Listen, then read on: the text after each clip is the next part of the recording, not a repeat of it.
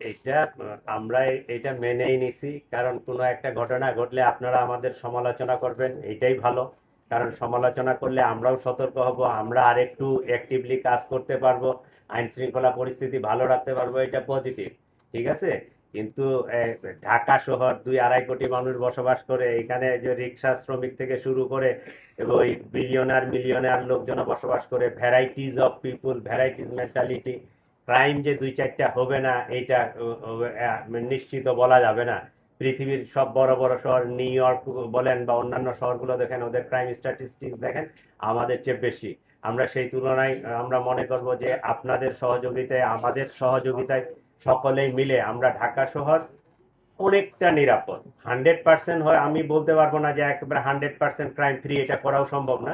But আমরা এইটা চেষ্টা করি যে সবসময় একটা সহনশীল মাত্রায় যেন থাকে, বা পাবলিকের মধ্যে যেন যে সেন্স অফ সিকিউরিটি এইটা যেন থাকে, এইটাও আমরা চেষ্টা করি, এটা করে যাচ্ছি।